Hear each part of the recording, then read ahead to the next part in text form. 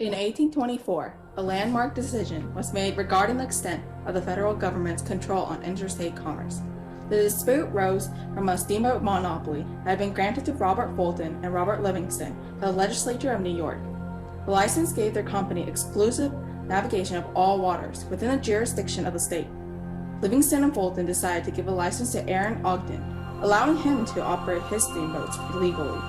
However, Thomas Gibbons, who operated a competing steamboat business between Elizabethtown, New Jersey and New York City, had received a license from the U.S. Congress, which allowed him to use the same waters. Thus, the controversy over the right to operate on the waters of New York had begun.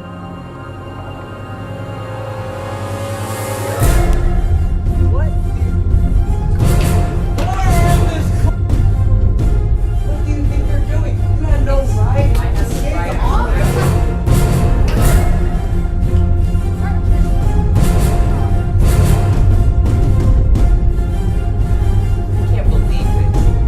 Treachery. I should have won this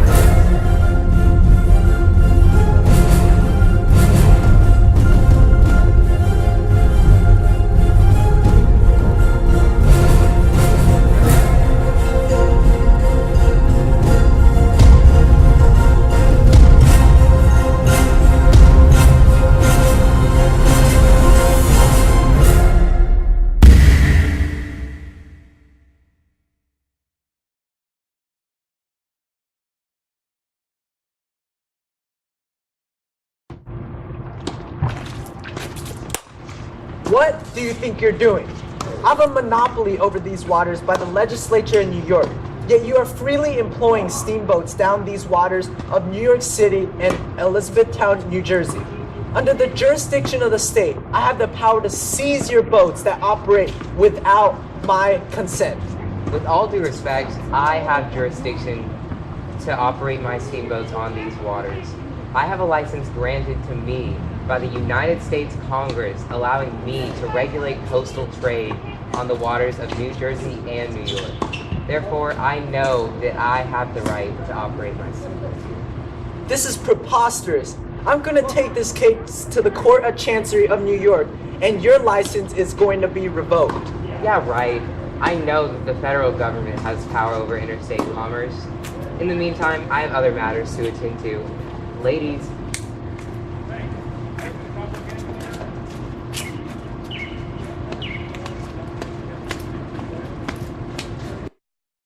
Aaron Ogden went through on his word and filed a complaint to the Court of Chancery. The trial took place and the decision was made in favor of Ogden.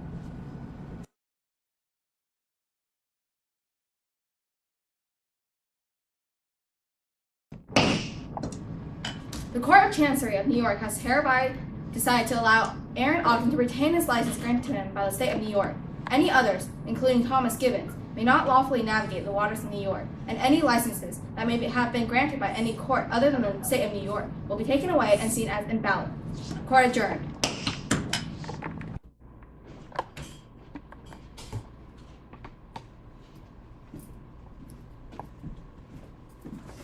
I can't believe this. This is treachery. I should have won this case. I can't believe that the government would completely ignore a federal license. It is clearly stated in Article 1, Section 8, Clause 3 of the U.S. Constitution that Congress has the power to regulate interstate commerce. Yeah, right, loser. You're just jealous that I get to keep operating on these waters and your license has been revoked. Good luck with all your future endeavors, but I don't think you're gonna have much luck here in New York. Don't think this is over. I'm going to appeal this case to the Supreme Court and they'll justify this decision. After his loss at the Court of Chancery, Thomas Gibbons appealed to the U.S. Supreme Court. On February 5, 1824, the court began discussing the landmark Gibbons v. Ogden case.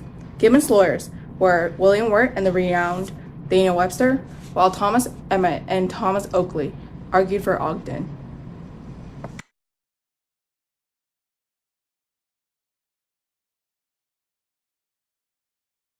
I am Chief Justice John Marshall, and I will be presiding over this case.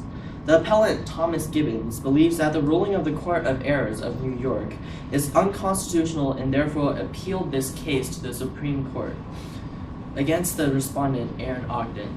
Thomas Gibbons and the appellant party, please state your case. Your Honor, my client, Thomas Gibbons, was granted a license by the federal government to lawfully operate his steamboats on the waters of New York in order to run his business from New York City, New York to Elizabethtown, New Jersey. However, the license was revoked under the grounds the state of New York has authorization over state monopoly. Now, under the Constitution, Article 1, Section 8, Clause 30, Congress has the power to regulate foreign and interstate trade. Your Honor, I would like to draw attention to the word commerce. I believe the word commerce should be limited to trade and exchange. Therefore, navigation should remain under the jurisdiction of the state, giving the sovereign state of New York full power to regulate business within its boundaries. Your Honor, the word commerce should have a broad interpretation as supported by the necessary and proper clause. Commerce should include regulation of passengers on interstate transport. Thus, the federal coasting license issued to Thomas Gibbons should supersede the regulations of the state of New York. Blasphemy! Commerce should not extend to the stated circumstances. I object! Learn your manners. The established Commerce Clause gives the federal government exclusive control over interstate commerce. Don't you insult me, you insolent bum! I am not insulting you.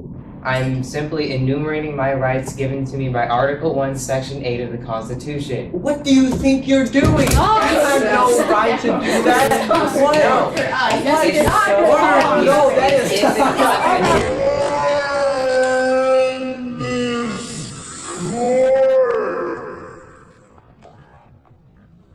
Please, gentlemen, this is a courthouse and not a playground. Now, please continue. New York has the power to regulate commerce within its boundaries. Because my client was granted an exclusive franchise, people such as Mr. Gibbons are required to pay my client in order to use his waters. Your Honor, this case is plain and simple. My client possesses the right to retain his federal license because Congress has power over the states in regulating interstate commerce. The New York state monopoly is in direct conflict with the powers specifically granted by the Constitution and thus should be revoked.